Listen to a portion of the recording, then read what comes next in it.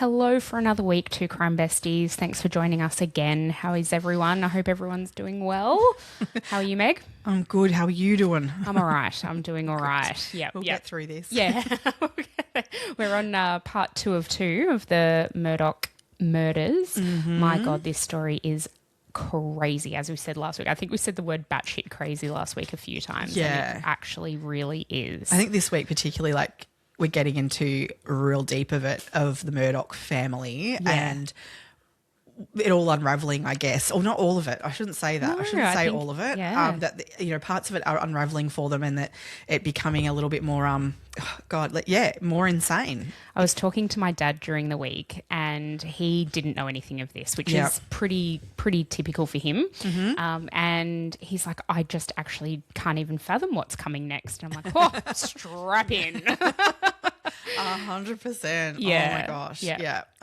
We've had a few comments over the week with a couple of people saying like they knew about this but didn't know all the backstory to it. So it's pretty cool to see that, some people, I thought everyone knew this one in and out.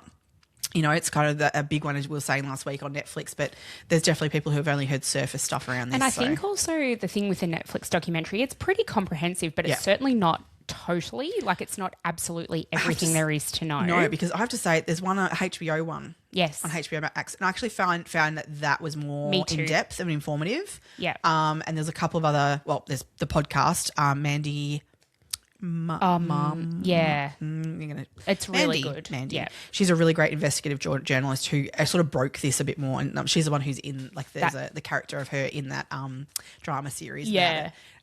She's amazing though. She's so incredible. Was she like a New York Times journalist or something? Was that feel her? like, yeah. And yeah, she was, but she covered all the South for the New York Times. Yeah. And yeah, she was just on top of everything. She knows every key detail about this case. Yeah. And so much so that she actually even got to go with the jury to the house in Moselle and look around, and so she's got a real insight into it. I found her, even her written stuff, really compelling to in terms of research for this week. Yes, it was a good one. Definitely.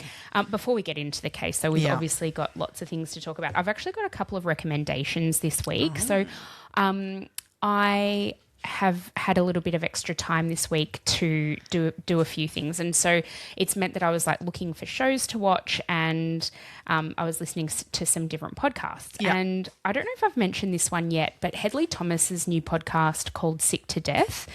It is based on a book that he wrote of the same name, and it's centered, I think this happened around 2010, so it was quite a long time ago, but it's in relation to a doctor up in Queensland. He was an international doctor in Bundaberg. His name is Jayant Patel, and he was actually employed to the Queensland medical system as a surgeon, and it turned out that he actually didn't have the right qualifications. He endangered people's lives. It hasn't come to the podcast hasn't come to its conclusion yet, but what they're saying where I'm up to is that apparently he's implicated in like roughly or more than 20 deaths that were unnecessary for patients. Wow. He left patients sort of maimed. It was a real sort of Australian Dr. Death stuff. I believe he's Indian, lived and trained in America, and then was he did lots of not great things over there. He wasn't allowed to work in certain states, and then he's come over to Australia to work. God. And, he performed surgeries that he wasn't even trained or qualified to do in a hospital that wasn't even accredited to do them. Holy shit. It's a real expose as well into the healthcare system. Yep. And obviously now off the back of this, and now that it's all come out that there's far more stringent processes, but it really highlights back in the day that, rural, semi-rural Queensland, they were so desperate for surgeons and so desperate for medical care that it kind of just got through. This guy said he was a superstar and they believed him, and they felt lucky to have him. So really interesting story. If you want to get into that, it's called Sick to Death. Hedley Thomas is such an amazing investigative reporter, so I always love his stuff. Yes. And then the other thing, this just swoon. Okay. So totally different take here. Yeah. This one's not crimey at all, really.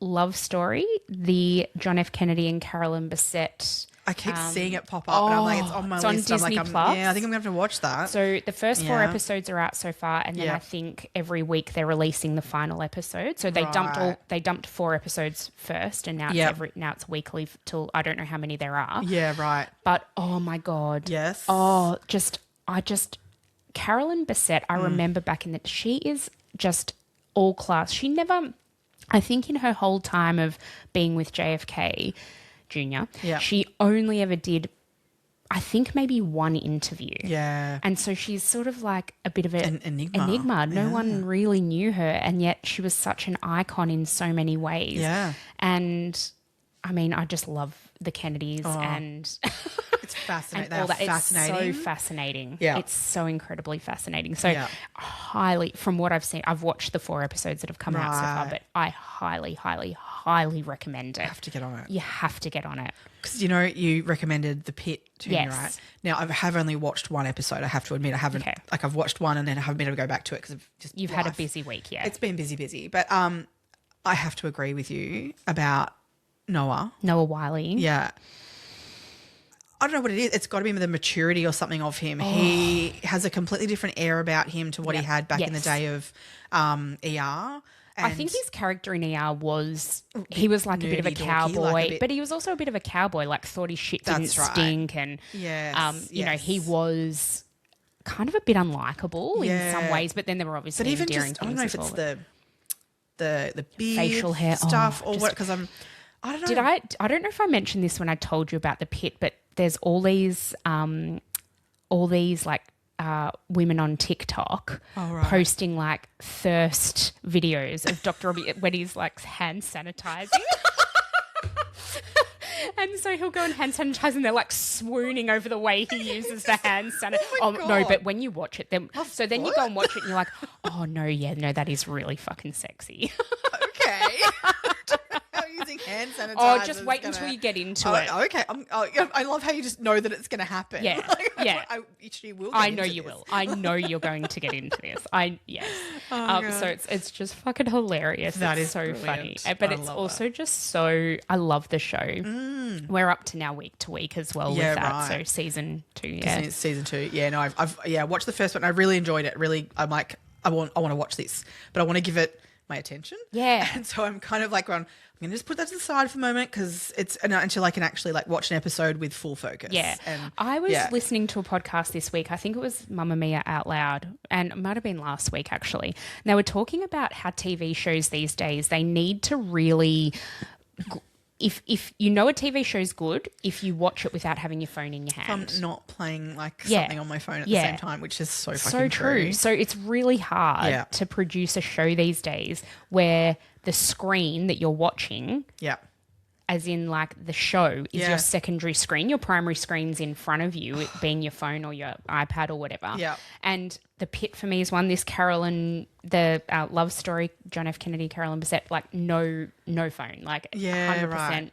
My only other way around that is by this is going to sound so stupid. Maybe outing myself or something. I don't know, but like if it's got subtitles, and I'm not talking the fact that like they're speaking English, right? But if there's subtitles, I need to read them to be able to hear what they're saying. So I don't know what that is, but it makes it easier to, I don't know, watch. Yep.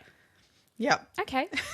Well, then, because then you're having to concentrate on reading as well, so you can't look at your phone. Yeah. Okay. Oh, that's okay. That's fair. I see that. The one that you sent me to watch, one of the Korean ones. Yep. And it's not in English. It's in Korean and it's subtitled. Yeah. Yeah. So there is a dubbed version. Is there? I might have to give that a go because, okay, again, maybe my weird brain, but I convinced myself I speak Korean, I think, because I then don't keep up with the subtitles and go and start focusing too much on listening to what they're saying. Oh, mate. And I don't know how to. And then you're like, hold on, wait, what? What just happened? I'll be like, scene after scene and kind of go, wait, I actually don't speak Korean. I do need to read the subtitles. And I can't read the English subtitles and hear the Korean. So I focus then on the Korean. Maybe you need to like turn the volume down so that you're not listening and you're just reading. But that would be weird. That means that I'm reading and then I don't like reading. Yeah, but you'd be reading anyway. Yeah, no, I'm not. Yeah, I'm reading and listening in Korean. Got to completely like trick the brain, but obviously, I'm tricking my own brain by convincing myself I speak Korean. Or something. Yeah. Okay. I'm glad you kind of go, yeah, you understand. I kind of do get that. I actually kind of do get that. Okay, cool. I was watching and I'm like, I can't do. I did like, I think at least once episode, if not 2 or 3 before I went, yeah, I'm not getting it because I don't speak Korean. Oh, I love it. Oh God. Oh, sorry, mate. sometimes. Seriously. I don't know where my kids get it from. No, not at all. Not at all. And then do you have any I know you've had a particularly busy week this week, so you probably haven't been really watching or I don't think didn't have time for anything extra this week. No, nothing. No. Literally. Yeah. Yeah. I've been either like at on the computer doing like working out fucking videos for the podcast, or doing work stuff. So I haven't really watched anything other than in the background maths kind of thing that I don't need to concentrate on. I'm not a maths person. I've never really been into not it. Your thing. Well, I feel like it probably would be my thing. I really if do watched think it would be, but the thing is, it's either. Yeah, you either got to be all in or you're not. That's right. And you I all just in, can't. you can't. If you don't have the time for it. No, I don't normally. But one of my work colleagues is so into it. Actually, a couple of them, and they're always talking about it and about the dinner parties. And so you feel like you watch. Well, it sounds batshit fucking is crazy. Yeah. And then she was saying there's somebody on there like these Trump sympathizers, and I'm like, oh, see, that for me is like, oh, nah. I feel like that. Yeah, I get to a point with this now where I'm like, they're putting people in danger. Yeah. And I'm watching more for the fact of like, I feel like I need to be protective of someone. And I'm not watching because I enjoy the show. I'm like watching it to kind of go, Channel 9 have to fucking stop this. But then I know I'm part of the problem because I'm watching it. Yeah. But at the same time, I'm watching it because I'm like, I can't let this happen. It's a double-edged sword. Yeah. And the misogyny that comes through when they're talking about it, I'm like, why are we doing... You know what? Okay, this is another thing I watched actually recently, like within the last couple of weeks. I watched the Tyra Banks. So did I. When did I watch that? It's on Netflix. Yeah, I watched that and just the other week. They're basically reviewing what happened on America's Next Top Model. I used to watch America's Next Top Model, and I fucking as when I watched it too. Yes, absolutely. But I loved it.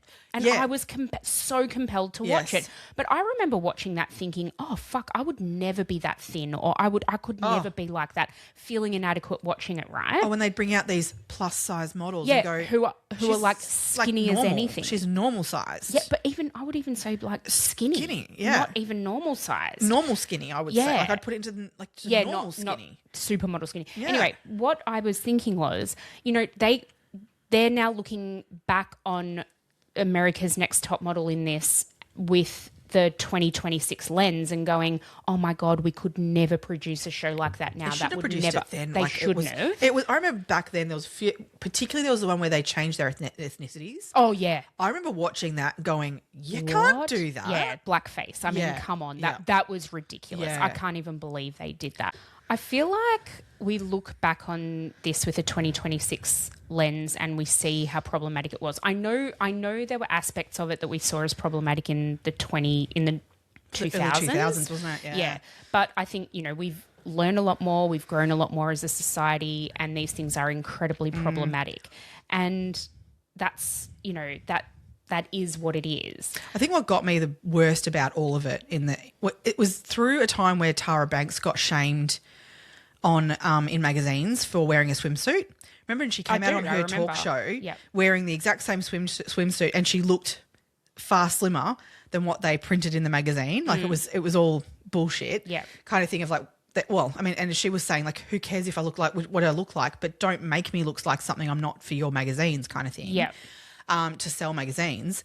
And then she was, fat shaming women on her own show with this, Next Top Model. That got me even at the time. Like, how could she have not realised she was doing the exact same thing? I felt like in that Netflix documentary, Yeah. I felt like she took no responsibility. that's what I mean, I actually can't stand her. No, I can't. Whereas all the other players in the game were all like, "Oh, we should not have said that. The We should not have done that. I'm really sorry we did that." Yeah, he was. Yeah, But then I think about maths, right? Are we going to, in 15, 20 years' time, we're going to look back on that and go, what the fuck were we doing? Although we see it now. It's being called out now. But why are they producing the show Because still? people watch it. Exactly. It's a vicious cycle. But that's the thing. So as a society, we need to be better and not pay heed to the thing that I want to see on bullying, maths essentially. is like these, I put inverted commas, absolutely experts. I want to see them calling it out. I want people to watch maths and learn how to do relationships better.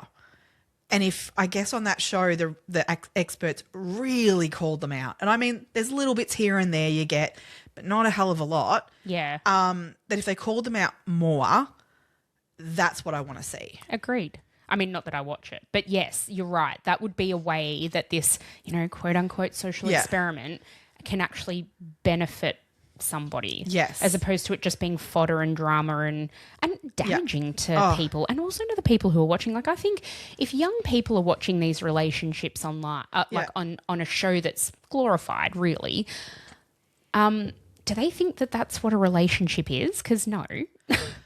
I think then that's where I'm like, these people are watching it, that I'd hope that someone could sit and watch this show and kind of go, oh, right, I shouldn't like say that to my girlfriend in the future or treat my male partner like that way or, yeah.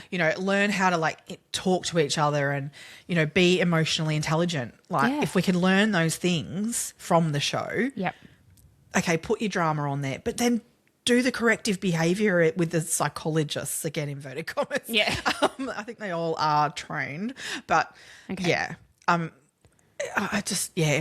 interesting. I hope it takes more of a turn. If they're going to put these kind of people on there, then actually make them do the work. Because I think it's a bit, I know that we don't see everything in that, how much time they sit on these couches and they talk to the experts. I'm sure that that's a lengthy process of a day of filming and we only get what they want us to see. But like, we need to see the actual change. Yeah. Oh, watch this space, I guess. Yeah. Oh, it's a very in-depth conversation about maths though. It just seems a bit too high level for it. Yeah. Yeah, fair. All right, let's get into some shout-outs for today. Yeah, shout-outs. Oh my gosh, this has been a we've got week. Heaps. I've got like a whole page worth of shout-outs. So firstly, to our new Patreons, Azami Ako, Sherry Lee, Tara Sheehan and Aisha Steele. Thank you all for joining us. Very, very much appreciated. Yes. Buy Me a Coffees, we've had Ewan Giles, who's a former Victoria Police detective. That was cool. I know, who listened to one of our episodes because it pertained to a case that he was somehow involved with. Yeah. And he said he really enjoyed the way we did it and he bought us some coffee, so thank you very much. And then our next shout out is to Louise Milne and her husband. I love that she didn't give us a name for the husband. No, just husband. And my husband. They are currently driving from Melbourne to WA across the Nullarbor and listening to our back catalogue, I think. So sorry, guys. But Louise said, blow the coffee and get yourselves a wine. So, all right. I mean, if you insist, okay, fine. Stop breaking your arm, Louise.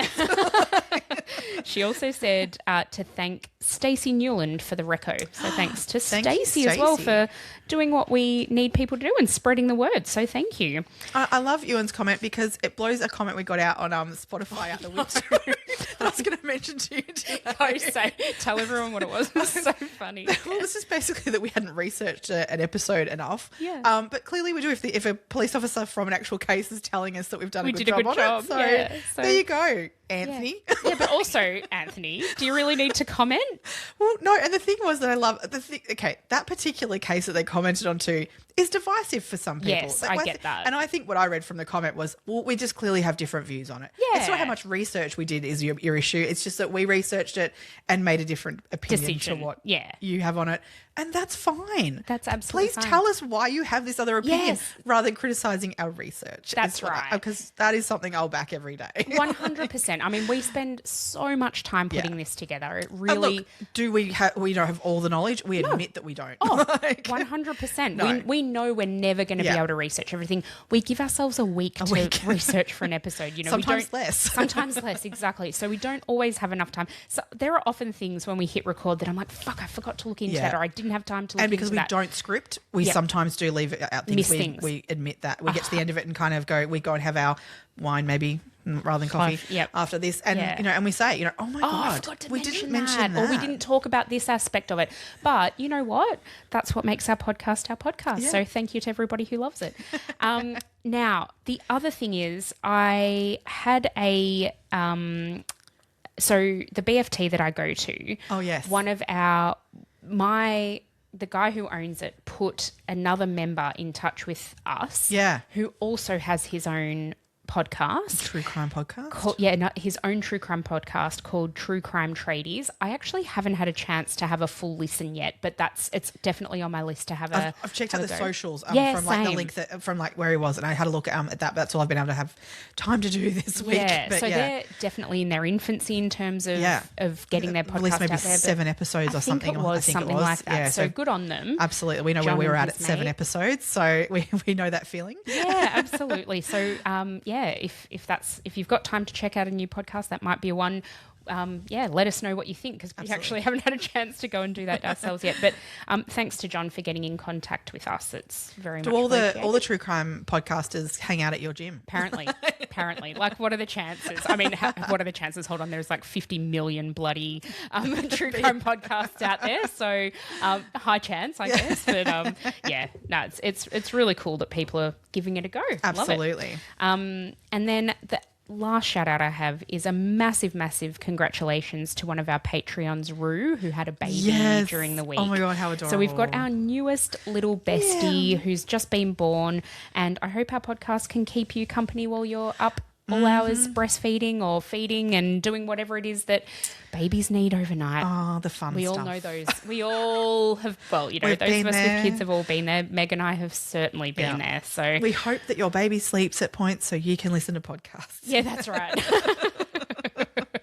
And what's more soothing to a new mum than listening to a true crime podcast overnight? Absolutely nothing. I'm sorry. I think I've spoken about this before, but I listened to The Teacher's Pet when Lucas was born, and that was what got me through the overnight feeds. Absolutely. So there's something to be said for that for sure. So congratulations to Rue and her family. Rue. Fantastic. But in that newborn bubble, that's the best. I love it. I see little babies and I go, and then you think, nah. No, I'm done. So done.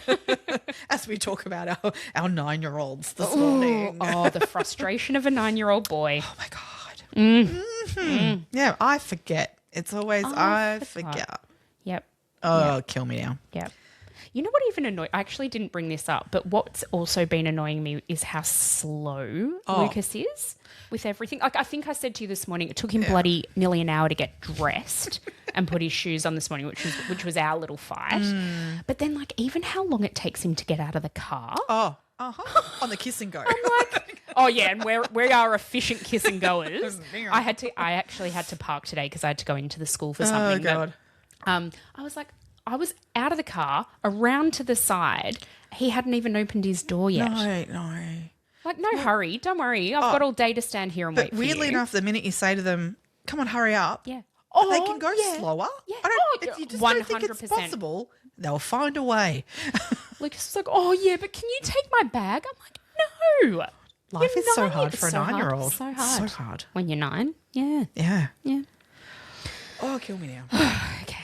All this to look forward to, Rue. It's so good. No, it's great. It's great. They're great. It's all good. It's all good.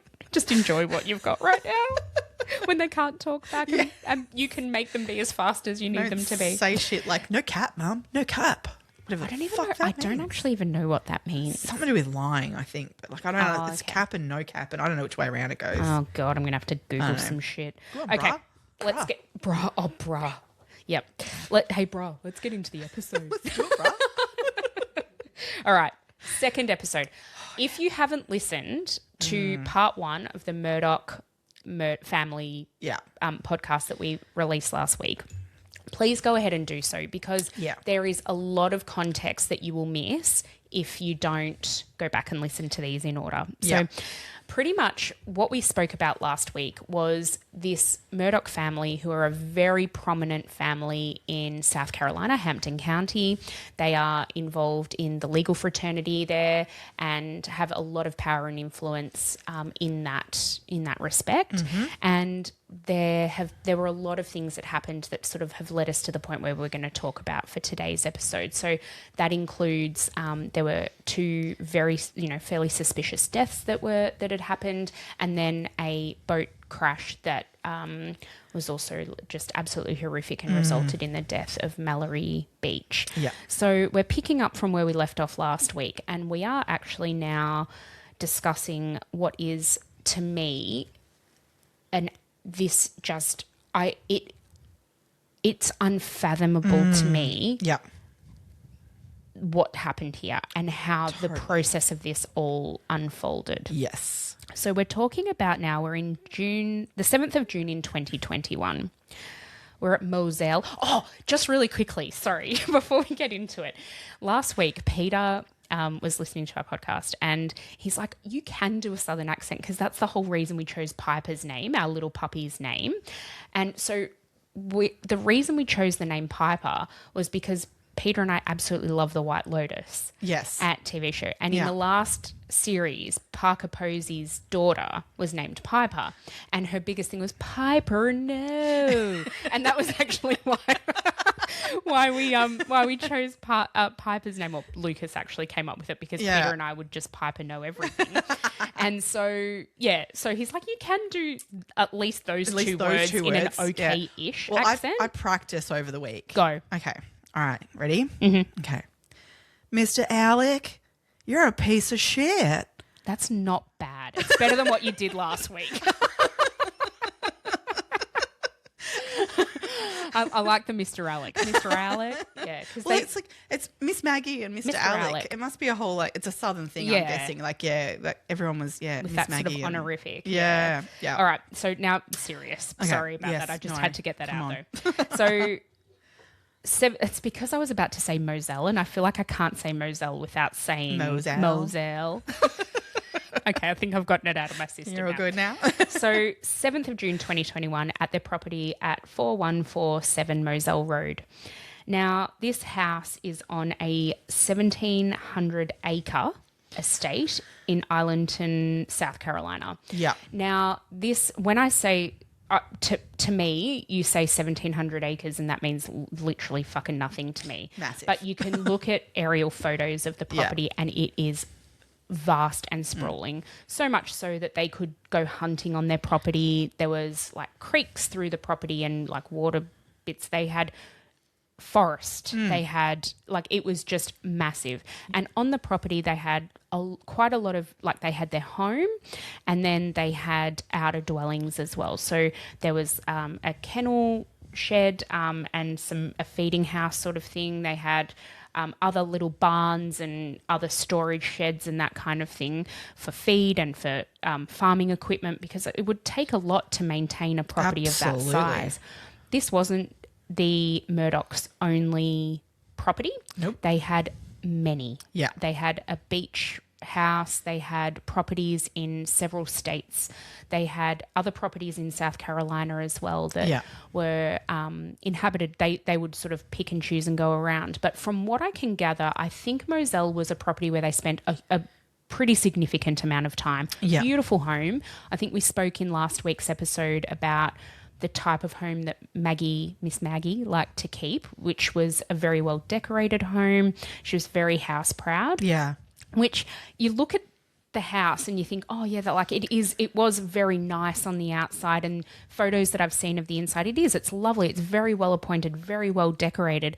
And then you look at other things on the property and you're like, it was dilapidated and run down and not well maintained. Did you get that impression as well? Yeah, absolutely. But it's kind of just what farms, that sort of size property. So. I guess, as you say, it takes so much to maintain these things that over time, and I guess they have a bit of a charm to them if they're not brand new on a property like that. Does that make sense too? Yeah.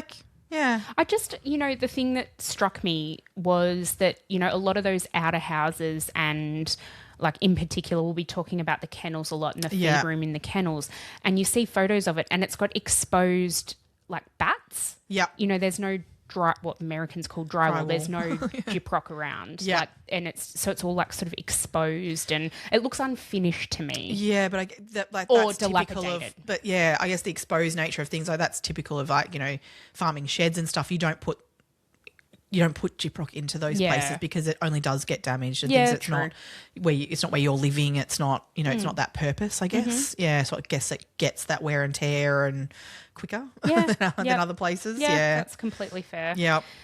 So they're on this sprawling property, and on the night in question, we know what. It's really hard to say what we know and what. Well, we'll talk about what Alec's story is. Should we go from his perspective first? Yeah, can do. Yep. Yeah? Yeah. Okay. So on the night, what Alec says is that the three of them, so this is Paul, Maggie, and Alec, had dinner together around about 7 p.m. Mm-hmm. And they had a lovely dinner, which I believe was prepared by their new housekeeper. Yes, it was, because typically the housekeeper said that she would she'd been asked to make that meal, and that could happen quite often. And I think we spoke about that in terms of with Gloria, how that would happen.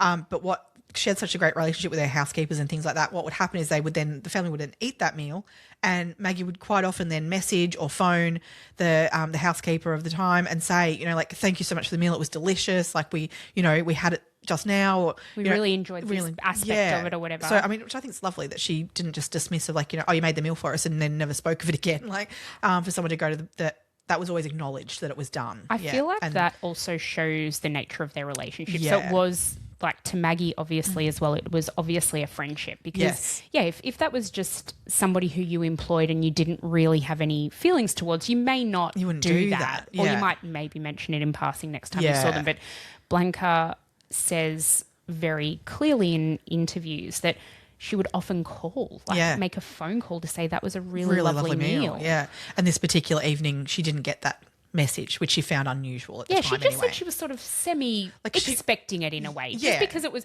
not that she only because that was the norm. That's right. Not because she was like, oh, when's she going to call me to tell me how good my cooking is. Yeah. It was more like she always calls or messages, and she was sort of like, oh, that was weird that she didn't do that. Yes.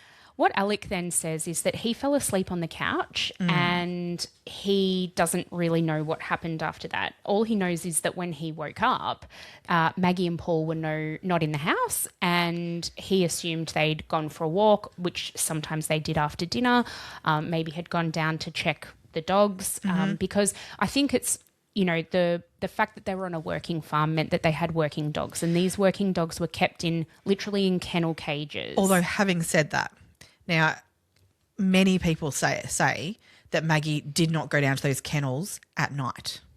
No. She didn't feel safe down there at night and things. She was scared, and it was dark. There was not much lighting down there, and she wasn't someone who liked that. So it was unusual that she had gone there. Yeah.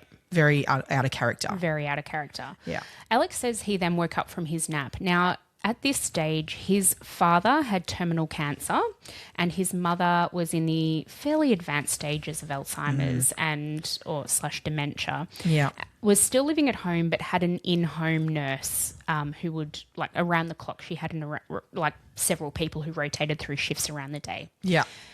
Alec says that he sent a text message to Maggie and Paul. What time was that? Around 9? So at 9:02. 9:02. Yep. And it's basically saying that he was going to go and check on his mum and he'd be back because he didn't know where they were. No. He's then gone and driven to his mum's house. Now, I believe it was about a 20-minute drive away. Is that right? No, it wasn't. It was quite close. Quite close. No, It was only put it this way. He texted Maggie. He left the property at 9:06 and he arrived at 9:20 at his mother's place. Okay. According to him. Okay. Yeah. And the nurse sort of verifies that. The nurse, Shelley, who was on shift that night, she does verify it with his mum. She also says that he came in with a blue jacket and he was not settled. He came in and he didn't stay for very long, according to Shelley. According to her, yeah. According to Alec, he stayed Till 9:44. Yeah, so 20 odd minutes, maybe 30 minutes. And then he's gone back home. Shelley says that he's left the blue jacket there and he's headed back home. And supposedly arrived there about 10 p.m. Yeah. But didn't stay very long at all. No, then he headed down to the kennels from there. Yeah. So he's gone back to the property at Moselle and has gone down to the kennels looking for Paul and Maggie. Now, he hasn't, I don't believe, gone back into the house. So how did he know they hadn't come back there? Yeah. That's a question I've got that's never really been raised. Funny that. Which I find interesting. Yeah. He's gone down to the kennels and he has, according to him, found Maggie and Paul on the floor bleeding, on the ground, bleeding. Yeah. He immediately calls 911. So the 911 call goes through at 10:06 p.m. Okay. Yeah. Now, at 10:06 p.m., you can listen to the 911 call. Alex, we talked about this in the episode last week, and this is very important. Alex's voice is very distinctive. Yeah. He sounds quite distressed on the phone, but then... I'll talk about that in a sec. He sounds quite distressed on the phone. He's saying that he doesn't think they're breathing. And, you know, obviously emergency services are sent out to... An interesting question, a statement that's said on the 911 call, and his reaction to that is interesting. The 911 call, it says, ask, are they breathing? And he goes, no, I don't think so. And then she says, well, don't touch them. Right? Because it's a crime scene. Like, you know, if he's stumbled across these people who, you know, have just been murdered. So don't touch them. He says immediately, I already have. I have to check if they were breathing and things, which at a point I understand doing that as a family. I mean, as if you would just stand there and not just look at them. You would touch them. I'd 100%. Be like, my God, I'd be all over them. I couldn't do that. I couldn't do anything but the way he answers that is so legal. Calculated. Yeah. No, it is. Yeah. It's very, I already have, I've done this. Like it's very, yeah. I just find that interesting. Yeah, me too. Yeah. Me too. So the police and EMS arrive on scene, and the first, I guess, interview that takes place with Alec is in the police car. Yeah. There's video of it and audio, obviously, to accompany that. And apparently this is not an uncommon thing for the area for people to be interviewed in the police cars, and that's why they're set up with the equipment that they're set up with. Yeah. Now, Alec goes through his version of events and I watch him and I shudder. Yep. He is so... Now, I know we don't know how we would react in a situation where we, quote unquote, just found our son and wife murdered. Yeah. And I know people react differently in these incredibly stressful situations. There is nothing about his reaction, though, that makes me think he's suffered a trauma. Nope. It's very... He's not crying. He's not distressed. He's just sort of sitting there. He's actually almost sitting there like irritated or something.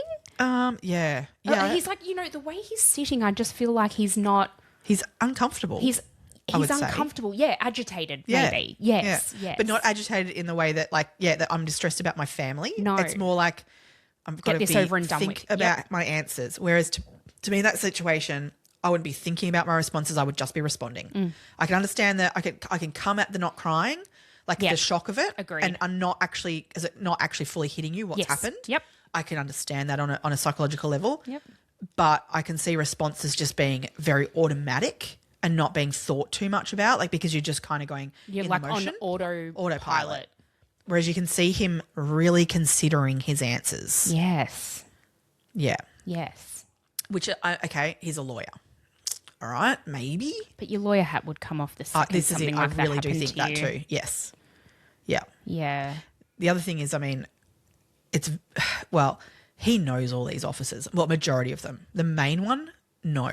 She's a new officer to the scene and is not familiar with the Murdochs. She's new to the area and everything, which I think is probably key to this investigation.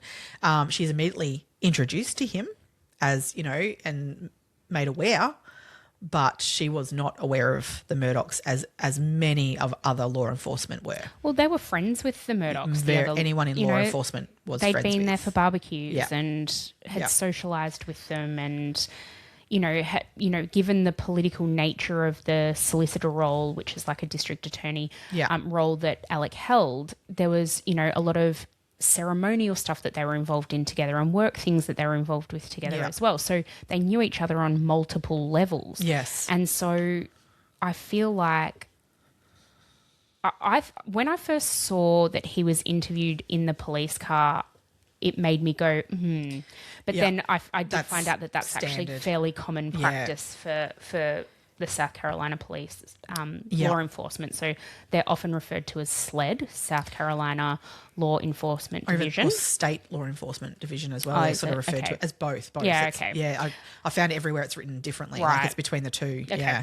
Yeah. So what we know is that Paul, who was 22 at the time, was found in the feed room or storage area of the kennels. So there were, maybe, 8 to 10 kennels, caged kennels side by side. Yep. And then at the very end of that, there was a feed room. And he was found, it's an enclosed space. So it's an enclosed room with one door, tiny, like quite small, like all it needed Probably to only like probably like a meter and a half wide kind of thing. Yeah. 2 bit meters like an down. outhouse kind Yeah, of thing, yeah, sort yeah. of size.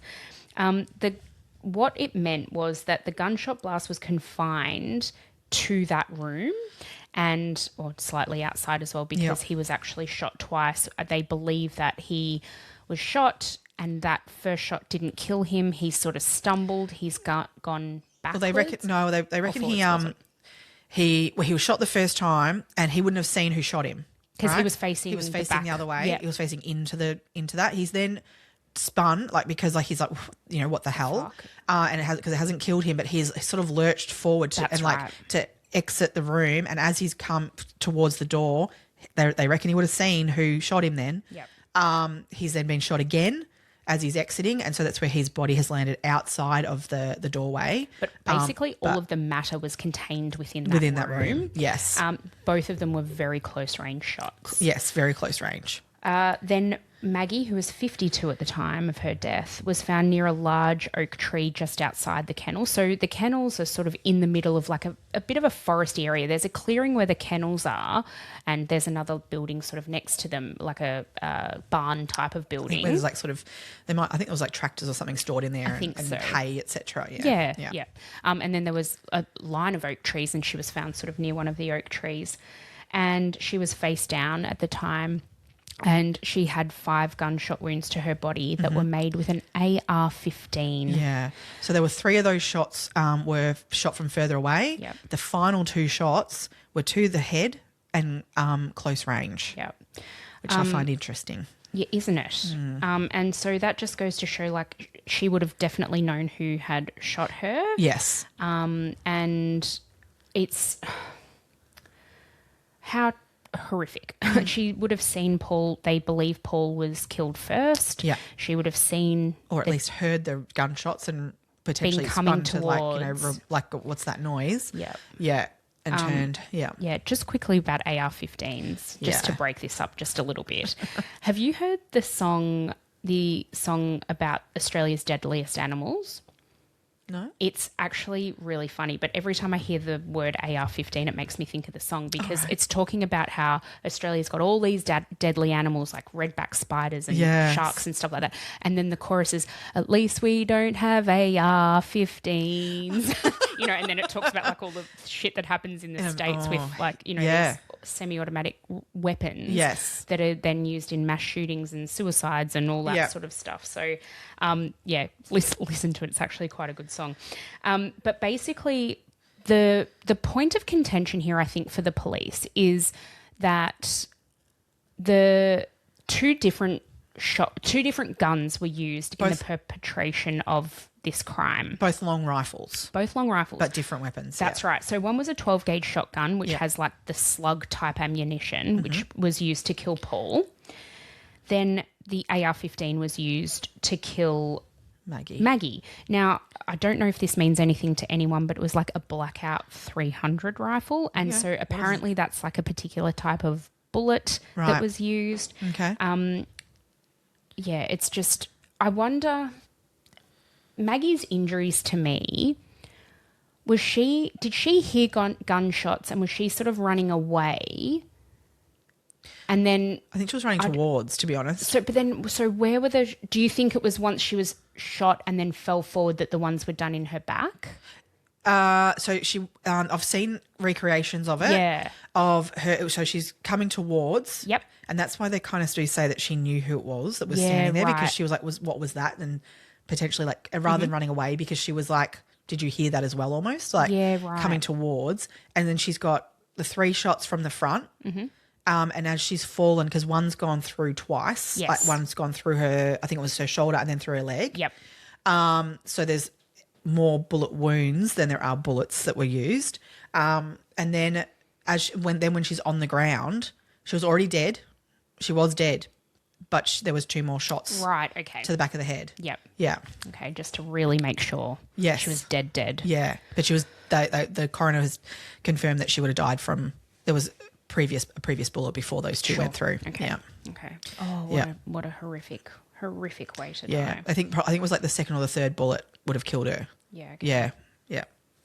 So I guess now the police are like, okay, we need to figure out exactly what's going on here, because we've had the murder of 2 really prominent people. Yeah. Now, one of the things that Alec says in that first interview while he's in the car with law enforcement, very quickly. Yeah. He's like, oh no, sorry. He says it on the 911 call, doesn't he? Yeah, he does. I think he does. He says that, oh, my son Paul, people have got it out for him. He was the one who was involved in that boat accident a couple of years ago. Now, this incident, this death, these murders took place, I believe it was a week before Paul was due to go to trial, for Mallory's death. Yes.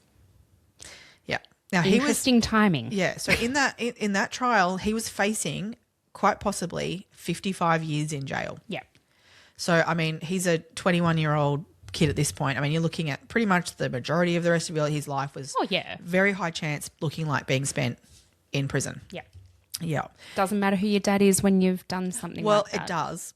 Still, because they weren't convinced, because there was so many ways you could get around it. Yeah. I was actually looking at some stuff the other night about the other families from the boating accident and them trying to get a lawyer in terms for that trial and having representation, because there was basically all the defense for Paul had to do was provide reasonable doubt that he was driving, right? Nothing more. That's all they had to do. Now, many of the statements had been tampered with. Mm-hmm. So there was inference that, Connor could have been driving. So Connor needed a lawyer. We talked about this last week. Yeah. So Connor needed a lawyer. Guess who the Murdochs directed their family to? Corey Fleming. Mm-hmm. The same person they directed Gloria Satterfield's family to. So that was Alec's older brother's best mate.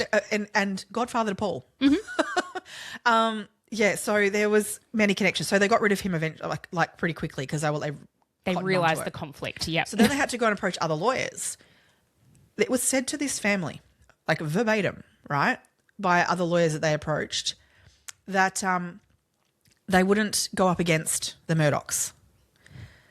One lawyer in particular said to them that if Buster was still alive, who is Alec's grandfather, Paul's great-grandfather, if he was still alive, Connor would be crab meat by now and wouldn't be a problem. So be glad that that's where this is at, that you even are looking for a lawyer, because that's how bad you're getting involved in this. So I don't want a part of it, Wow. Yeah. Fucking hell. This family. It goes way back. Holy shit. Yeah. Oh, that's terrifying. So the Murdochs are more like the mafia than we've, I think, really focused on in the past. You know what I mean? Like more and more I deep dived into this, there are so many connections to so many things. That's insane. Particularly Buster. He was known to be quite evil. Buster Senior. Yes. Yeah. Not Alec's son. Not Alec's son, yeah. Oh, God, the fucking family tree. I know. With all the Randalls and Busters. The Randalls. Jesus. Yeah. There's too many of them. Yeah. So, Alec's already trying to spin a story, isn't he? That, oh my God, this is a revenge killing. Yes. And Maggie must have been collateral damage. Oh, and look. What I forgot to mention as well is Maggie, there was some scuttlebutt. There's rumors that go around in these small towns all of the time. Maggie and Alec, their marriage wasn't amazing, right? Well, okay. Apparently, this is what majority of people say about their marriage, was that they were very much in love. Okay. Very much. Yep. However, they loved each other, but at this point in time were they in love, right? Okay. So there is conjecture around whether or not they were on the rocks or not. Okay. Well, there's stories out there and rumors out there that Maggie had actually engaged with a divorce attorney and was trying to figure out options. She hadn't been staying at Moselle very frequently. No, she was staying at the Edistow house by the beach. Yeah. And so on this particular night, Alec had called her home. Yeah. And had called Paul home too. And this was part of the reason that Blanca had to make dinner for them, because Maggie didn't actually get home until, I think it was like 7 o'clock, like basically when they were about to start eating dinner. So, and I believe Paul was, not that far before her. So the reason that Alec called them back, we don't know. We don't even know if that situation is true and correct. That's sort of a rumour that is going around. And that's the thing, is we only have Alex's side of the story in that now. We do have Blanca's as well. She does say that Maggie was at the beach house and that she had come home. That's fact. That but day. what we only have Alex's side of things on is what the relationship was like and what the go was there. Because to me, where there's smoke, there's fire. I feel like his take on it is that she was staying at Edistow, not because they were separating, like kind of thing. And in that, he is saying that she just preferred to stay there because of what was going on with the trial with Paul. She didn't feel comfortable in Hampton. See, I don't buy that. I on a level, I mean, as a parent of a child who is being looked at as a murderer of another very beautiful, lovely girl in their town that they live in, I mean, going to the supermarket wouldn't have been comfortable. Yeah, I understand it from that perspective, but Paul was still living at Moselle, and you would think your son probably needs that support at the moment, especially from his family unit. Yeah. So to me, I'm like, what was she escaping? Yeah. What was it? I mean, this is it? the thing.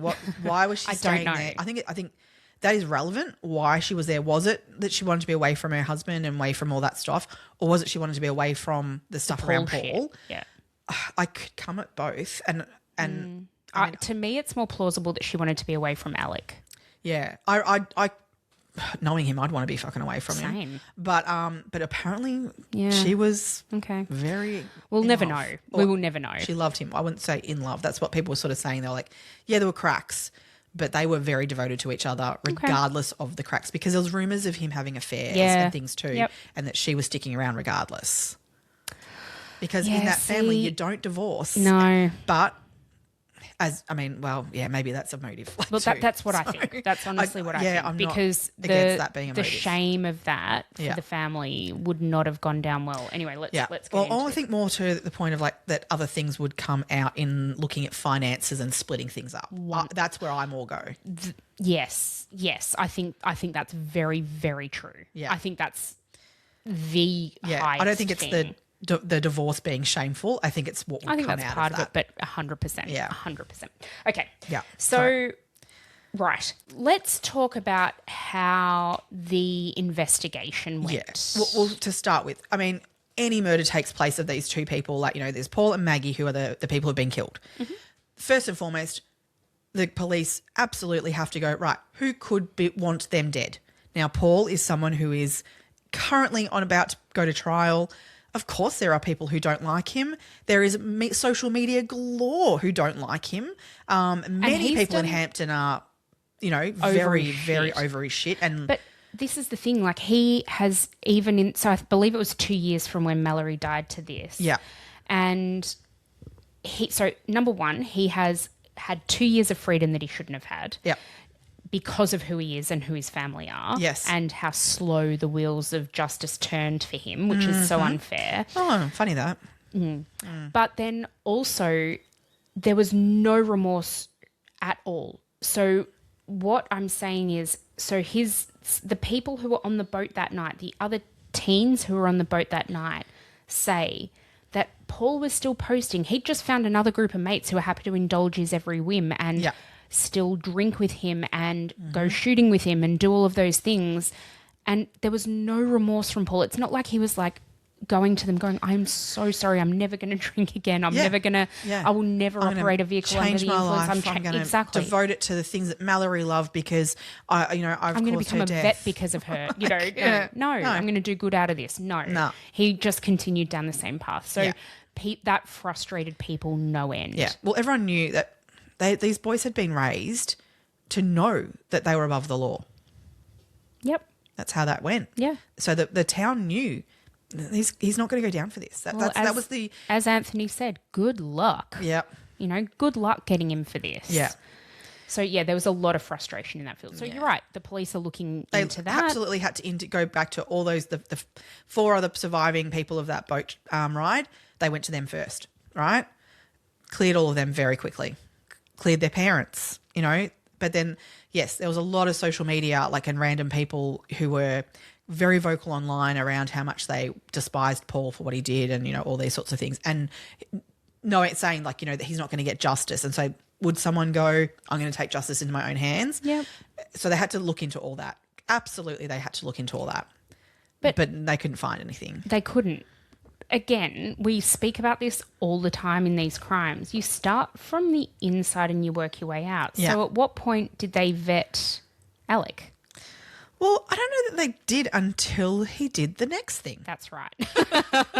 So again, I feel like because of who he was and because of the influence that he had and the position that he held, the power that he had, he didn't get looked into like it would be if somebody completely anonymous and completely not involved in this sphere would have been. So go, what happened next? So the next bit is that, so this particular day he drove his car down the road a bit from his house, pulled over the side, and he had a flat tyre. Well, supposedly. It was, but I think it was flat. It had been slashed. I believe a screwdriver had been used. So not slashed, not slashed with a knife, but punctured. Yeah. So flat tyre. So his story, let's go with his story to begin with. He was then changing this tyre on the side of the road, and according to him, a car pulled up. A good Samaritan trying to help. And shot him. Right? In the head. His he rang rang 911 and the phone call that I find very interesting. Very odd. There's no worry or panic in his voice at all. No, as in someone who's just been shot in the head, he is clear. Well, supposedly shot in the head. Sorry, I should say it like that. Supposedly. Supposedly shot in the head. You didn't even try and act a little bit like I'm in pain or, I don't know. He was clear. He was very thorough. He did his very thorough. Silver tongue crap on that phone call. My God, he was on for a chat. It's the weirdest 911 call. It's so bizarre.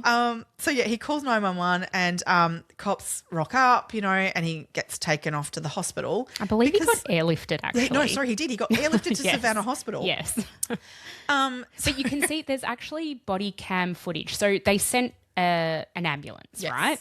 And so he's in the back of an ambulance when the police arrive, and their body-worn camera footage, you can see him in the back of that ambulance before he gets airlifted. Yeah. And he's like, I was shot in the head.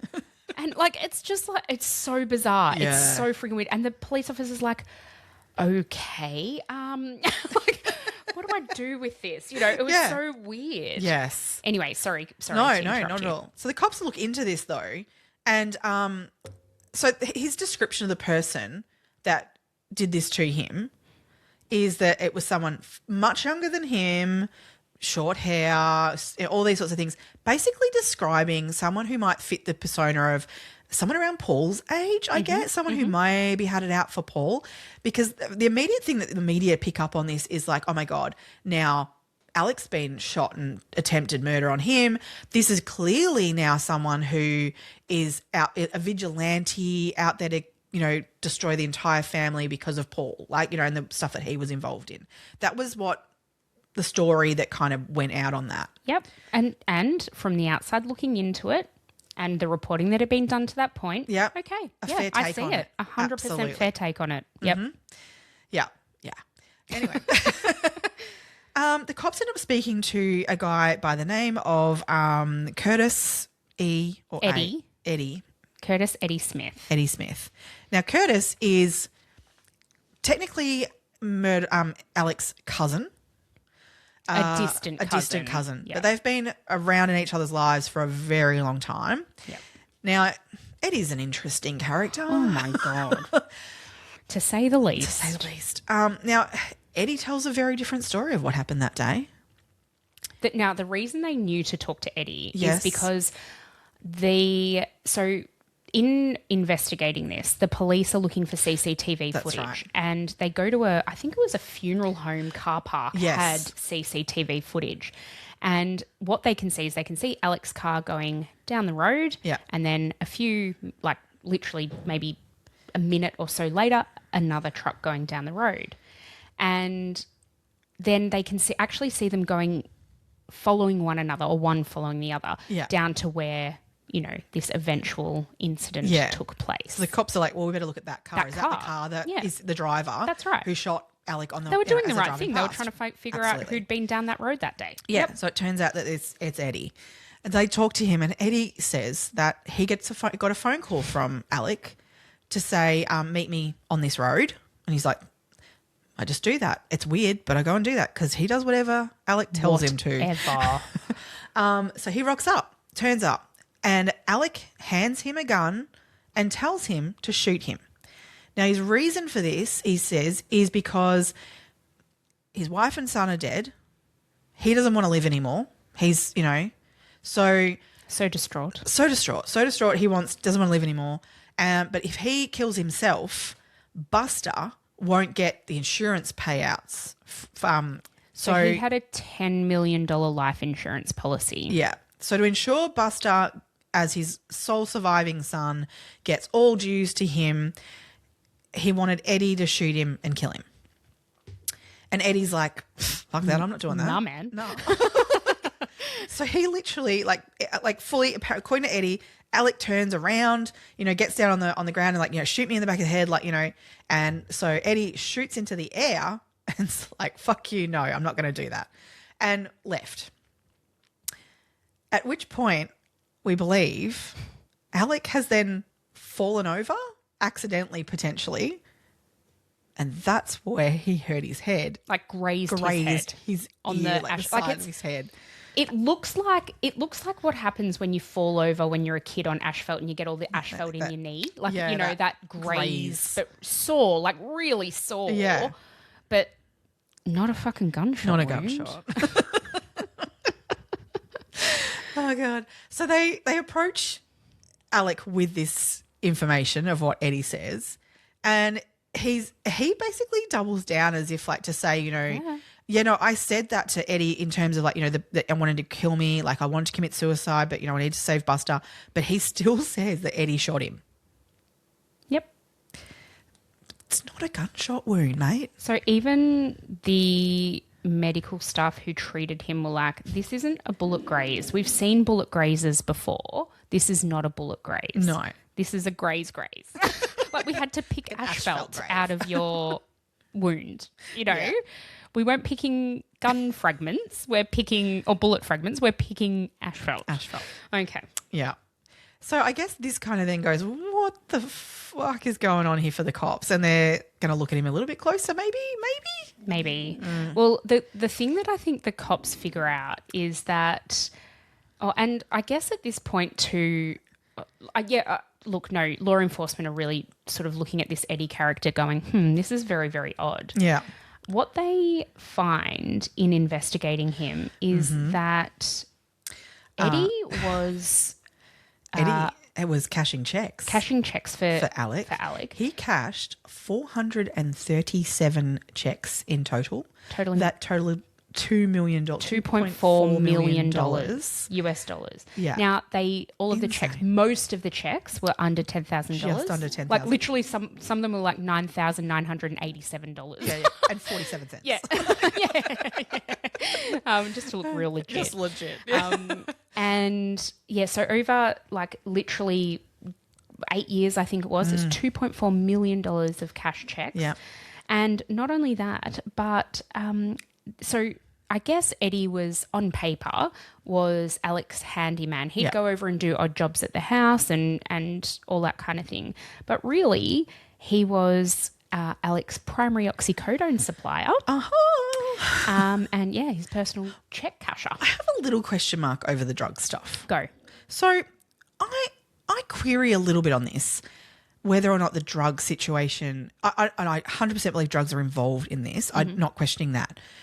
But his drug taking, I'm just questioning whether that was a little exaggerated for purposes of sympathy within the courts. Okay. And it meant that he could go to rehab and evade a few questions and things from police because he's in rehab, and use that as a blame for the financials and other things that had gone on for him. Like, he could blame the drug use and go, oh my gosh, I'm an addict. Like, I need to get, if I'm not an addict, I'm not the bad person. Yeah, I think that's right? very, very fair. But then I do think he used. I'm not saying no, definitely. But I we know he did. I just query the level of what he has definitely. I think, I don't know. No, but the thing is though, I think they were. The amount of money, so this $2.4 million, they cannot trace it anywhere. This is because checks were cashed, right? Yes. But what else did he spend that money on if it wasn't drugs? I do think he spent it on drugs. I 100% think he spent it on drugs. $2.4 million. The thing that gets me, though, is that there's reports out there that he was so addicted to oxycodone, okay, to the tune of up to 80 pills a week. I've heard him talk about taking over 200 in a week. 200 no, actually, I have read that. No, you're right. I have read that. Because, yeah, like, if you have a bit of oxy after you've had an operation, one tablet fucking makes you woo. And I get that over time you build up a resilience. Definitely. Again. But 200 a week? That's where I think That's that this was. lot, I think he was buying. I do think he was buying those drugs. But I also think that there was there's talk of cartels being involved. Yes. Yeah. He had an airport. He had not airport. What airport? He had strips of land where he landed aeroplanes. Yeah, he had planes coming in. Yeah. So there's talk of connections to various other aspects of drugs. Now, mind you, the whole family knew about that. Paul, Buster, Maggie, they all knew that he had these airfields and airstrips. They would go there and pick, well, Eddie as well, he says he would go to these airstrips and pick up packages. He never asked what they were. They rattled, but he never asked what they were when he was either dropping it off or picking it up. Oh, God, I love He's like, he's like, I knew it wasn't a rattlesnake. I don't ask, I don't know. Yeah, that's it. That's it. Literally like, don't ask, don't tell. I mean, he was on a good wicket. I think he was getting he would get a fair percentage of, I think he got something like, well, he says he got a handling fee for every time he helped. Now, if you got a handling fee on $2.4 million, I'm sure you weren't getting fuck all. No. You were probably doing okay out of the situation. Yeah. Oh, definitely. Yeah. I mean, Eddie has been charged with money laundering, and he's doing his time. Yeah. But, as he should be. As he should be. But I just do believe, I really feel like the drug situation was exaggerated in this to benefit him in this situation, because I think that the drugs actually, it also then covered up where the drugs were really kind of going. Yeah. Yeah. I think that's very, very fair and valid. There's a lot more to this family that is not uncovered. No. Because I believe that drug cartel stuff goes right back to like this Buster Senior. Yeah. Yeah. Yeah. I mean, they had so much money, and it wasn't like, we call it old money these days. And in relation to Alec and his family, it was old money, right? Yeah. But where did that money actually come from? Because really, Buster Senior was the first generation of that, and that was only 2 generations before Alec. Yeah.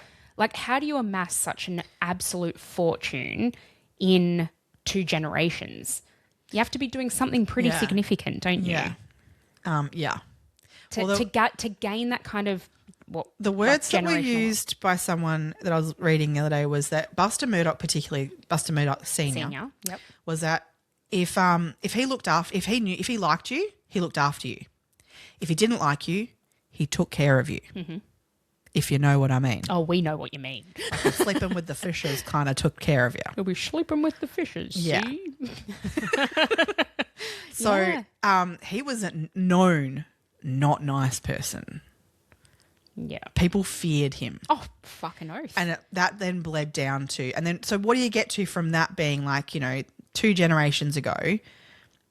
What do the next generations look like after that kind of level of fear? Yep, 100%. When they're still in those same powerful positions. Yep, 100%. Yeah. I just wanted to give you a quote that that Eddie said during his defence. Yeah. He said, if I'd have shot him, he'd be dead. I love that and comment. I'm like, oh, I mean, yeah, fair. Yeah. I see that. Well, because he reckoned that because that was something that came out at one point that Alex said he did shoot him, but he missed. Yeah. And he's like, oh, no, I don't miss. No, I don't miss. Yeah. Fuck you, Alec. Yeah. Fuck you. Don't call me a bad shot. That's the most offensive thing you could probably say to someone from the South. Yeah. I know, right? Especially to someone like Eddie. Yeah, yeah.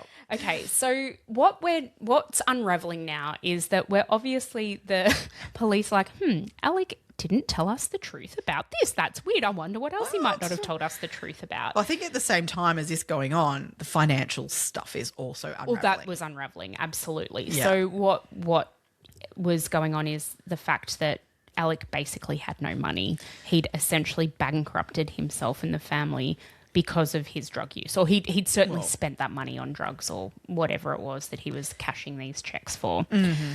So when we're sort of like, looking into that, the embarrassment of that for this family and... Well, his own law firm brought him in and said, like, what the fuck's, where's the money? Because they started doing their own audits and checks on things. And what they found was that there was so many fees that should have been charged to clients and things that they weren't being able to find within their financials. Where'd that money end up? All these... They had some really detailed forensic accounting done. And what they found was that not only had Alec stolen from the legal firm. Yes. So he'd actually taken money out of their coffers to spend however he wanted to spend it. Yeah. What they also found was that there'd been some really shady shit that had happened. Oh, so yeah. He forged signatures on things. All the time. He redirected checks. He misrepresented case settlements. So, said that it was $1 million settlement. So the law firm were expecting $1 million when in actual fact the case was settled for $3 million. So where did the extra go? That sort of stuff. He was doing all these sorts of things too. In particular, what came out, which is just disgusting, is with Gloria Satterfield's sons. Yeah.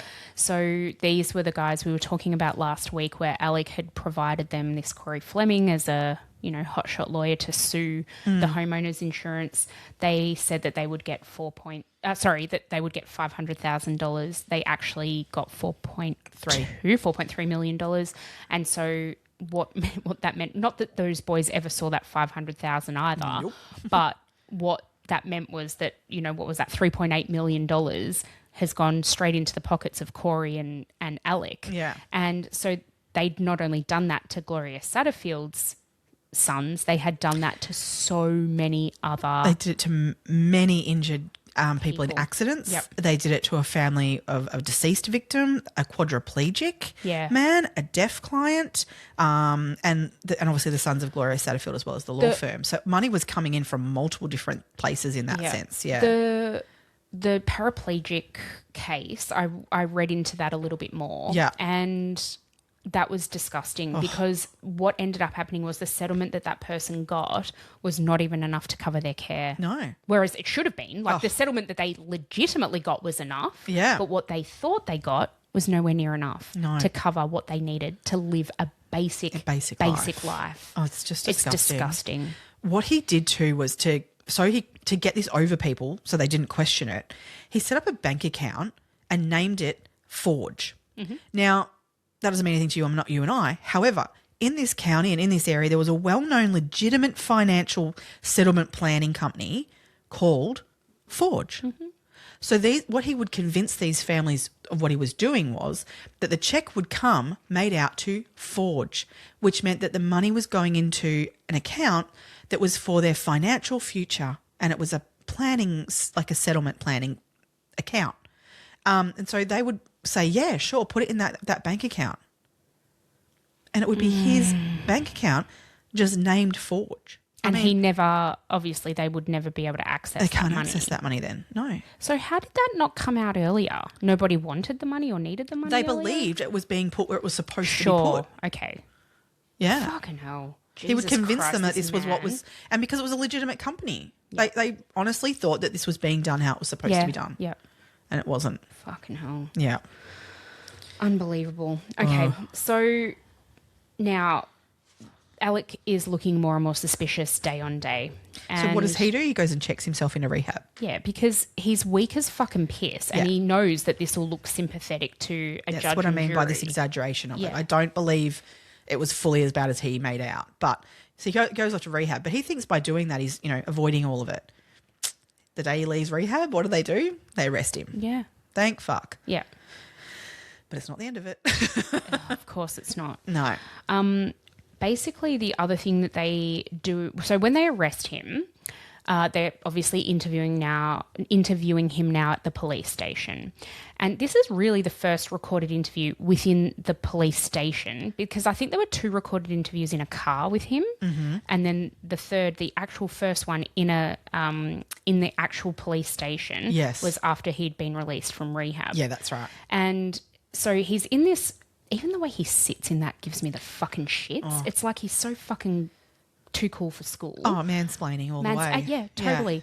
And so his attitude is just like, we're discussing the murder of your wife and your son. Yeah. And you're just, oh my God, he's fucking horrific. The way they get to a point where the police officer is asking questions and ends up directly saying to him, did you shoot your son Paul and did you shoot your wife Maggie? And which he responds, both times, no, I did not, and no, I did not. Mm-hmm. And then he turns and he asks the officer, do you believe I did that? Yeah.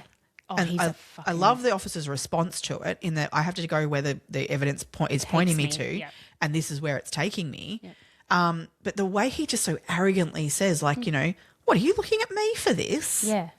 Yeah, dude. Yeah. So the police have in evidence Paul's phone and Maggie's phone, right? Phones. Now, this family were prolific phone users. Yeah. They were on their phones all the time. Particularly Paul, apparently. Particularly Paul, sending Snapchats and, I don't even know if Snapchat was back, but, messages and all that sort of stuff back then.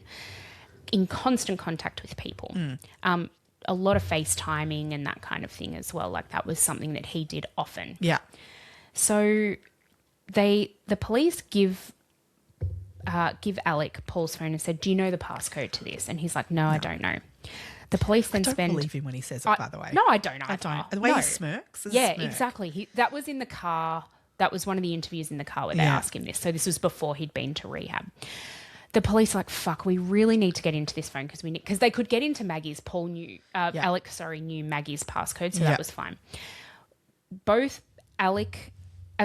Maggie and Paul's phones both stopped working, both stopped having any correspondence or traffic at around 8:49. Yeah.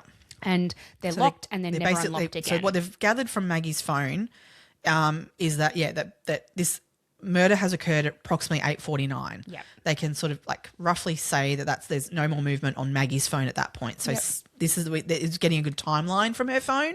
But they need corroboration through Paul's phone. Yeah. So they send the phone off to the Secret Service. The Secret Service, because the police, the local police have tried and they've used their forensic people. Nothing happened. They've tried according to them, they tried all of the obvious number combinations. But then they send the phone off to the Secret Service and the Secret Service put his date of birth in and that opens up the phone.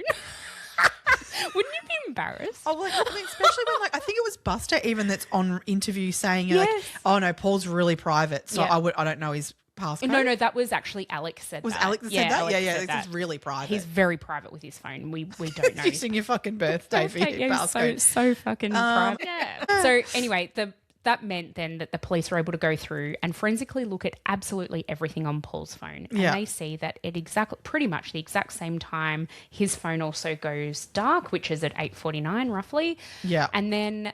But they go back and they're looking at photos and videos. And what they find is there's a video that Paul took at 8:44 and 49 seconds. Mm-hmm. We call this the Kennel video. Yep. This is the linchpin of this case. Yeah. It's the smoking gun, in my opinion. Without this, I don't even know where things would be. Should we just go back one Sorry. second before you go to that? Sorry. No. I'm just, as you're saying that, going, Maggie's phone was not found on her. True. They couldn't find it for a while. They found it down the road, which is a weird thing, an odd thing anyway. Yeah. Yeah. So, but her phone does stop working and stop moving and At things. the same time as Paul's. Yeah, at the same time as Paul's. Yep, Yeah, kind of. Yeah, roughly. But they are further away from each other. Than their bodies Than their were. bodies, yeah. Yep, that's very fair, very fair point. Yeah. So what happened was, one of Paul's mates had his dog was kenneling his dog at their kennels. I think he'd gone away I feel like oh God, I saw him interviewed. Same. I feel like he was either got into college, maybe gone to college, I think, or something. Okay, there was a reason that he wasn't in Moselle. His college was further away in that, so I think he'd asked Paul to look after his dog. Yeah. So this dog was down at the kennel, and when Paul had gone down there that night with Maggie, he'd noticed that there was something wrong. This dog's name was Cash, and he'd noticed there was something wrong with Cash's tail. Yeah. And so he tried to FaceTime this friend, but there wasn't much Everyone phone says reception there's not much down phone reception there. Yeah. Yeah, I mean, when you look at it, you're like, oh yeah, there's tall trees all around you. Yeah. Like I And you're get out in why the there's middle of not. nowhere, You're out in the middle of nowhere. So Paul then decides to take a video that he can then send once he gets back up to the house to his mate to be like, what do you want me to do about your dog's tail? Yeah. So Paul, it's a shocking fucking video. Oh, it is. Like, can you even see the tail? tail's Like, wagging it's away. wagging, and he's like, the phone's going everywhere. But the really interesting thing is, you can hear Miss Maggie in the background. Yeah. And she's like, oh my God, one of the dogs has a guinea. And then you hear this other male, very distinctive male voice say, it's a chicken. Yep. Or it's a bird. It's a chicken. Is it? Yep. Yeah. Okay. Very distinctive voice. Who do we know who has a very distinctive voice, Meg? I don't know. Could it be one Alec Murdaugh by any chance? Yeah, maybe. He also says something else. There is something else he says after that. And then... Because she's like, oh my God. Like, it's kind of a little bit like, panicky from Maggie. Oh, like, God, not panic. yeah. Like, but you're like, the dog's got something yuck. Get it out of its mouth, basically. And he does say something else after that. And again, it's so distinctive. You know whose voice that is without question. Yep. And Paul's not reacting to his voice as if he didn't expect to hear his dad's voice. No, not at all. There is no reaction. He continues on recording like this dog's tail, and you can kind of hear him talking over the video a little bit too. Yep. But yeah, and then that cuts out. Cuts out. Wait, Alec never said he was at the kennels. Mm-hmm. What? What's going on? No, he got to the kennels after 10 o'clock at 10:06. And if Alec was at the kennels when that video was being recorded at 8:49. At 8:44, sorry. 8:44, yeah. And then Maggie and Paul are shot at 8:49. That doesn't give much time for him to have exited the scene and someone else come in and shoot them loudly with shotguns. He just forgot that he was there at the time, basically, of their murders. What? Say what? And then he's like also gotten in his Suburban, driven to his mum's. So at 9:06, so he did. So he actually did. He actually did. He arrived at his mother's place at 9:06. He drove there at 9:06 and arrived there at 9:22. He left there by 9:44. He returned to the kennels. So at 10 p.m. to then make the phone call to 911 at 10:06. What? So Alec, in the trial, because he is clearly charged with this murder. Clearly. At the trial, he changes his story in the middle of the trial because they took so long to his lawyer. Yeah. Well, so someone said in one of the documentaries of like, so Alec became his own lawyer at that point. Oh, 100%. Yeah. And you can actually see the look on his lawyer's face because this whole thing was televised. Yeah. So there's a lot of really good court footage. Yeah. The look on his lawyer's face, I'd be like, yeah, well, of course this was going to happen, mate. Like, look at who your client is. But sorry, go explain that. Because as we've said all the time, don't get on the stand. Don't get on the stand. Don't get on the stand. Your lawyer will tell you don't get on the stand. The lawyer told him not to get on the stand. His lawyer very much said that, but our good old narcissistic Alec couldn't help himself and he got on the stand. Because he thought that he could spin it. Literally. And he does say on the stand, he goes, that he lied about being there. Yep. And He admits said, to I lying lied there. to the investigators. I was at the kennels. Yeah. And he tries to sort of then make out as if, he left and he didn't see this until he came back. But he then he says about the nurse, because Shelley. So he went to the nurse and told her, tell the police I was here for like 45 minutes. And she's like, he's only here for like 20. 20, yeah. And she confessed that to the police. She's like, I can't do this. He's trying to tell me to say he was there longer. And she sat on the stand and said that. Yep. And she was terrified to do it. Oh, yeah. Terrified. I feel so awful for her. I know. She's a woman of great integrity. Absolutely. And so he got on the stand then and basically tried to make out that she's lying, and said, I don't know why she's doing that, like, because I was there for 45 minutes and I know I was, and really doubled down on that sort of situation, which I think that just did him no favours. No. But he makes this statement in that time of this weird, and the judge calls him out on it in the end and says, he goes, the what is it? The web of the web of lies we weave.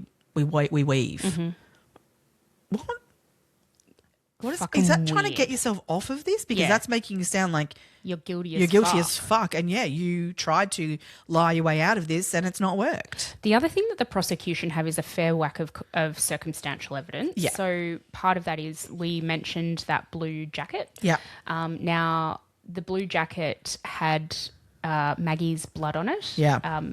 Splatters of Maggie's blood. They found that at Alec's mum's place. Yeah. They also, the testimony from Blanca, the housekeeper, was that morning Alec was wearing a certain outfit, and then that night he was wearing a different outfit. Well, he was wearing then on the video these khaki pants and a blue shirt. Yeah. Yet when the police arrive, he's wearing a white t-shirt and shorts. Yeah.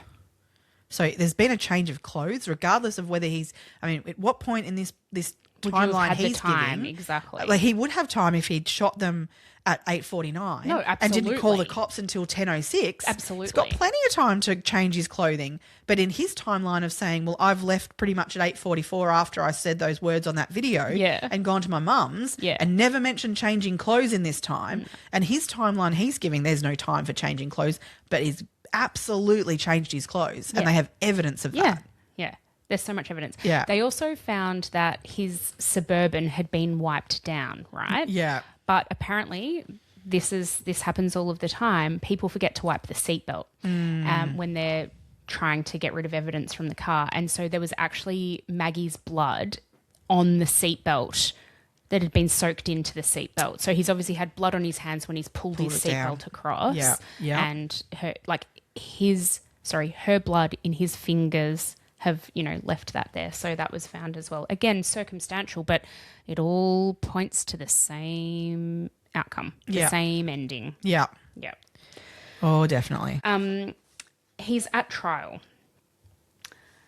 Now, what was he charged with in the end? Let me just get my piece of paper about all of this, because this is even complex in and of itself, because he was tried for the financial crimes at the same time. Yeah. Yeah.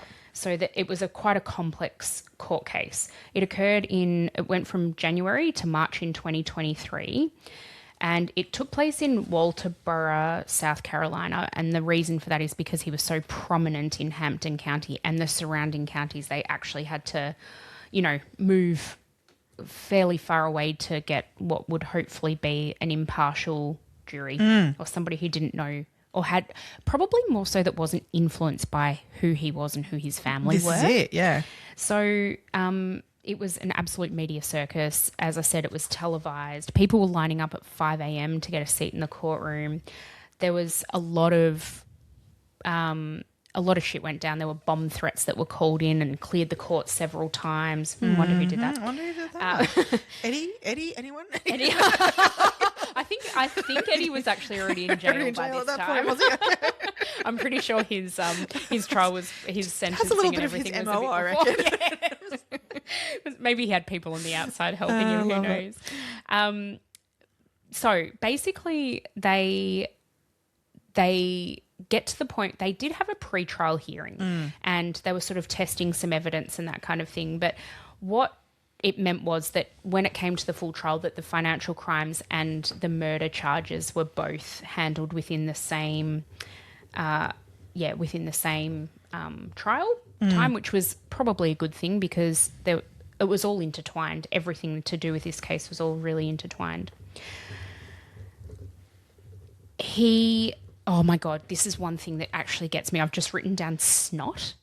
If I say to you snot, what do you think? Oh, I know, I'm lost. Oh my God, in every fucking interview, even on every time he's on the stand, all he does is sniff. And it drives me. It was actually to the point where I'm like, I can't fucking watch this bloke anymore. My dad would hate it. My dad hates a snot anything. Is that due to like taking like lots of cocaine? I think probably, maybe? But he's like... Oh God, I'll gag again like last week. Oh yeah. We're not talking about oyster roasts, don't worry. Juicy oyster roasts. Oh, but it's disgusting. Like his manner, he's just so fucking gross. I find him really repulsive. He's so repulsive. Yeah. But the sniffing just really gets me. One of the jurors actually commented, because, you know, we know in the States jurors can then come out after the trials and say whatever they want to say. And one of the jurors actually said that he was trying to cry at one point, but all he could do is like blow his nose and try and make his eyes water from blowing his nose. I'm like, well, at least he blew his nose then and didn't actually sniff. Disgusting. Oh, God. So on the 2nd of March, the trial's gone on until the 2nd of March, and the jury begin deliberating at 3:41 p.m. that day. The experts, people in the legal fraternity, assumed that it would be quite a significant deliberation. They thought it'd be days, if not, you know, up to a week of deliberations. The initial vote, according to the jurors, was that when they entered the room, there were 9 guilty, 2 not guilty, and 1 person who was unsure. Mm-hmm. The evidence... Apparently the 2 that were... that didn't vote guilty straight away, their thing on it was that they just could not come at the fact that a father could shoot their own child. Yep. It wasn't that the evidence didn't show that. It was that they couldn't believe that somebody would do that. Yeah. So they talked around that. They watched the video again and that Kennel video, and that was a nail in the coffin. That was the thing that everyone was like, well, yeah, he's there. He's there at the time that they were murdered. And I think a lot of people still to this day are not convinced that there wasn't someone else involved. Yeah, I think people say that because of the fact of the 2 gun situations. The 2 different guns, yeah. Both of the guns did belong to the Murdoch family. There were ballistics that were done to show that they were done. The guns were never recovered. The actual guns were never recovered. It's very interesting. Have you seen that footage? No. Oh, so there was a particular, like this is where we go again. There's so many connections to law enforcement, right? Yep. That the police had decided that they would like look at the house and, you know, see what evidence they could find there. Sure. And oddly enough, do you think maybe someone in the Murdoch family might have found out about that beforehand? I think pretty likely because Randall, his like Alec's brother, and someone I think might have been John Marvin. I can't remember exactly who. They rocked up in a car. Now there's someone. It was a journalist who had a drone, and he knew about this fact that they were going to come and do a search of the house. He didn't know. It was purely coincidental. In the interview, he said he knew that it was happening. Oh, okay. So he thought he'd put up a drone and just keep an eye on the house and things. Okay. So the day before this was going to occur, rocks up this truck and he's got his drone up and he records these people going into the house and bringing out a heap of stuff, not just guns, but a heap of stuff out of the house, guns included. And it's very much seen they're carrying out these. There was 2 particular guns he carried over his arm, like at one point, and put them in the truck.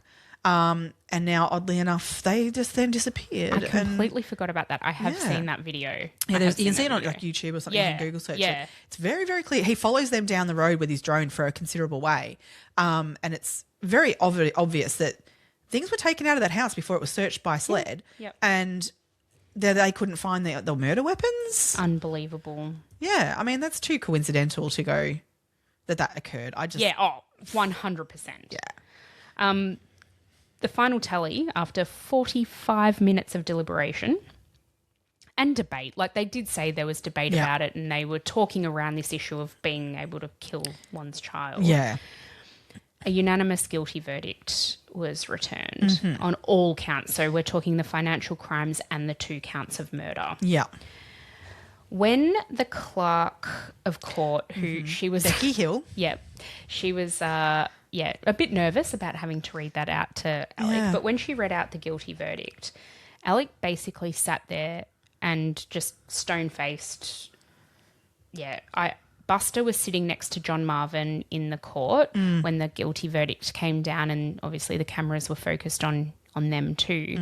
And Buster just kind of puts his head in his hands, and I mean, his dad's now going to prison forever. For murdering his mum. For murdering his mum and his brother.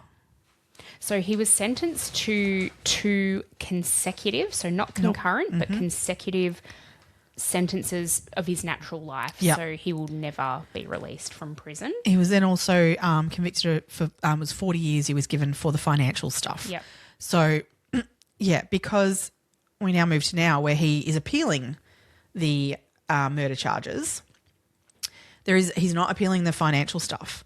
So even with appealing the murder charges, no matter what, he has to spend the 40 years in prison. Yep. Which, I mean, 40 years would be the rest of his life. He's now, I mean, he was 52, I believe, 51 at this point in time when the murders occurred. Yep. So, I mean, 40 years, I mean, you're pushing it, as to whether your life's still around. So 40 years is enough to get him to stay in jail for the rest of his life. Yep. So I question that. I mean, I get it for the purpose of, like, if you truly are innocent, that you would continue to fight that it's not on you that you killed your wife and son. Yep. But at the same time, you're going to spend the rest of your life in jail regardless. Why put yourself through it as well? Because when you fucking did it. Yeah. But yeah, he's appealed that, and it's actually playing out at the moment. Now. So in February of 2026. Part of that appeal that they've put in is around that clerk, the law clerk that read out that verdict. So Becky Hill, who has written a book about the Murdochs, she's been accused of tampering with that jury. There's been evidence of tampering with the jury by Becky Hill to gain information for her book, right? She's resigned from the role. I mean, so it's kind of almost admitting guilt. Yep. But at the same time, if she did, she did. And I guess he does deserve a retrial. It's interesting. I've seen some commentary around this being that happened after the fact, after the trial, after the verdict. And so where the legal precedent sits with that, people aren't really sure. So it does need to be tested in court. And whether or not he will be granted another trial, we won't know for months. So his legal team have put this to the court of the reasons that they want a retrial to take place. But whether or not that happens, we won't know for a long time. Like I've seen somewhere that maybe by July we might know, and it's February at the moment. So the wheels of justice, as we know, turn very, very slowly. Especially when you're a Murdoch. Yeah. Well, I think he would want this to go faster. I because guess so. he thinks he can get himself off because he's an arrogant fucking son of a bitch. But he can't get himself off the financials. Stuff. Yeah. So, as I say, he's doing this for his own entertainment. Like narcissism in him. Yeah. And he can't help himself. No, he can't help himself. And the fact that he thinks he obviously thinks he can win it. Yeah.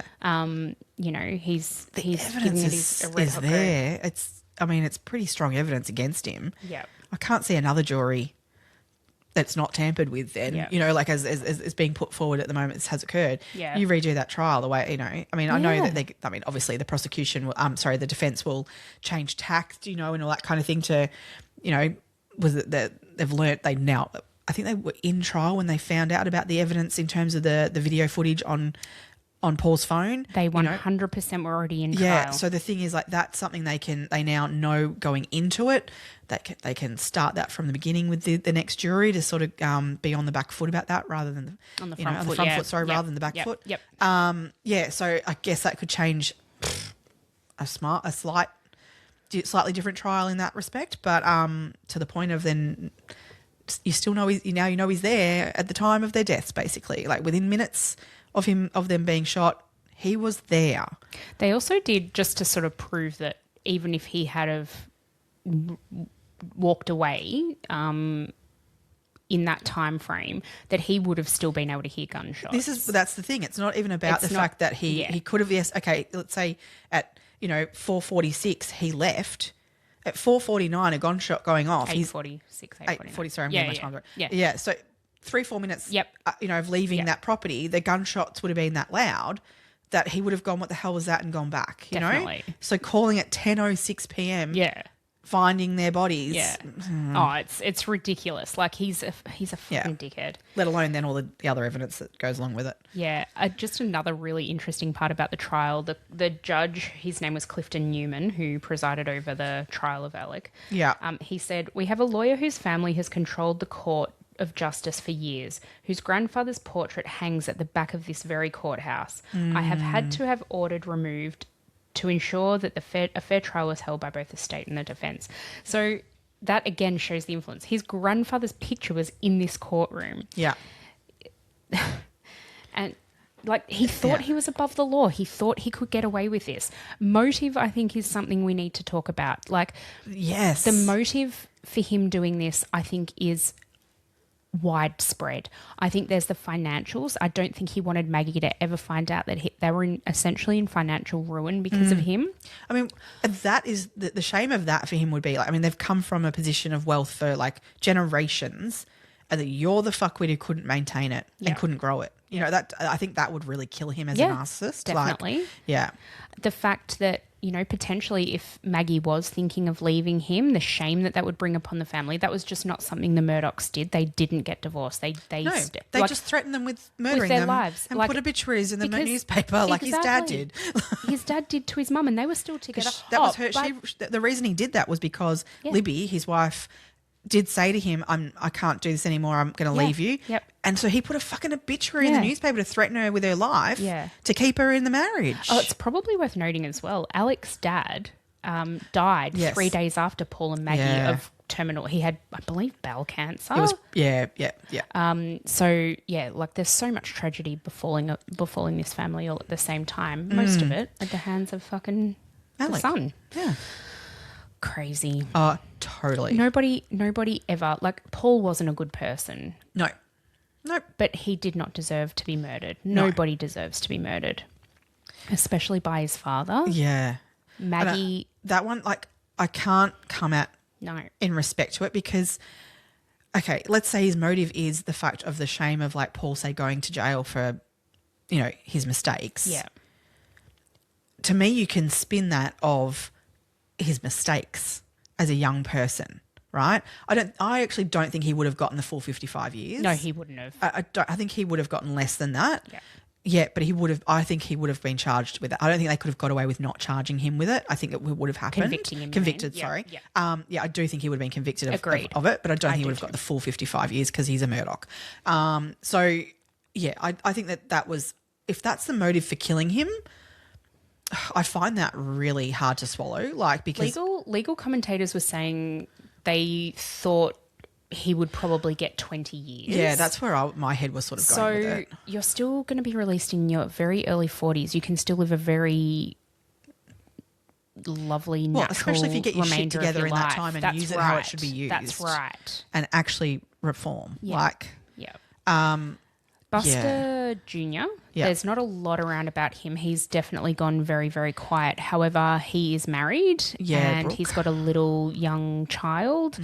Mm-hmm. He doesn't live in Hampton anymore. He's certainly, you know, even geographically distanced himself from everything that happened. Which I don't blame him. No, nor do I. In terms of Paul too, with, you know, the motive on Paul, a couple of days or when the deaths became public knowledge kind of thing, the other thing that was happening at that time was a civil suit by the victims, like, so of Mallory's family, of the Murdochs for that, her death. Now that would have cost them more than they had because of where the financial situation was, where they were. So that would have exposed him as well. Mm-hmm. So the family, obviously with Paul being dead, out of respect for the family going through a tragedy at that point, and also the fact of it just becoming legally challenging then to move forward with that, because then they you're dropped that civil suit. Yeah, because you essentially then have to sue Paul's estate. And Paul didn't personally have much wealth. Yeah. So they, even if they had have pursued it, they wouldn't have gotten much. No. So they did end up dropping it. It wasn't worth it to them to continue on it, but also, like, look, you've lost a son, we've lost a daughter out of that as well. Like, they did drop it. Yeah. Which I think maybe that was more the motive of killing Paul. Yep. Which is sickening to think. I think it's that. I think it's also like the shame that is, Yeah. you know, him going to prison would bring on the family. But Yeah. haha, look where Alec is now, the fuckwit. Well, yeah, more shame than ever. His behaviour from go to woe is shameful. Yeah. Like I'm talking even before, like before Mallory's death, before Gloria's death. Yeah. You see them on that footage, particularly I find, of the hospital of the day of the boat accident, the night of. And you watch him walking around that hospital. Shuffling in his slippers. Ugh. And his dressing gown. Like he couldn't even be fucking bothered getting dressed. Sorry. It does really repulse me of like his attitude, this arrogance, total arrogance of I own this place. Yep, I'm gonna tell everyone what to say. Yeah, walking into people's, hospital rooms, telling them what to do and what to say. It's just disgusting. How repulsive. The hubris. It's repulsive behaviour. Yeah. Instead of asking people, it was documented how he walked into rooms and he never asked any of them, "Are you okay? How are you?" It was, "Have you spoken to police yet?" They were the first questions he asked. You've got to tell them that Connor was driving. Like it was not, "I'm coming in to check on you because my son was, involved in this," and oh my God, are you okay? As almost any other parent would do. Oh God, I can't even imagine being that parent of that. The child who was driving that boat. Yep. Look, people make mistakes in their life. Yep. And you'd hope that, people could forgive mistakes and but that would be, as a parent, that would be your role of like, mate, you need to get your shit together. Like you have to cop this. This is, that's that is not the parenting that he had. That was not what he did. It was a family of cover-up. It was just the way the family handled things right from, Buster Senior and down. Yeah. It was a culture within their family and no one ever took responsibility like they should have. Well, there were families within the Hampton community who would tell their children, don't spend time with the Murdochs because they knew they were above the law and they didn't want their kids involved in that stuff. Yes, good advice. Yeah, whereas very good advice. Those families that did spend time with their kids were spending time with Buster and with Paul. The comments from those families in interviews have been that they warned their children, you will never, don't get mixed with things because they won't get into trouble. You will. They're right. I mean, this is the thing that was so widely spread in Hampton County of the power and control this family had for themselves. But you'd be collateral damage in anything else. Oh yeah, they would throw you under the bus to save themselves without even thinking about it. And as one lawyer said, if it was back in the day of Buster Senior, it wouldn't be collateral damage of like law things coming down on you. You'd just be dead. You'd just be swimming with the fishes. Jesus Christ! And I wonder how much of that actually still continued through this family. I mean, we don't know. We don't know. Wow. Please let us know what you think. I can't imagine there's anyone out there who thinks that Alec isn't responsible. Oh, yeah, I reckon there'll be a few. I reckon there'll be a few people out there who can swing this. I don't know. Yeah, Alec himself. Yeah. Fellow narcissist who go, if he can do it, I can do it too. I've got this. Thanks for joining us again for another episode, everyone. We really appreciate everyone joining us. Please don't forget to share our podcast with someone. That's what we would love you guys to do this week if you can. It would be very, very helpful. Someone who you think might like listening to us. Keep your case suggestions coming in as well. We're sort of up to the point where we're going to start planning our next block of recordings. Yes, so please let us know what you want to hear and we will be more than happy to go down that path. Yep. You can also join us over on Patreon. You get a bonus episode every month. That's at patreon.com/2crimebesties. Excellent. Love it. Love your work once again, Emma. Thank you. Meg. Awesome. Stay curious, crime besties. Bye.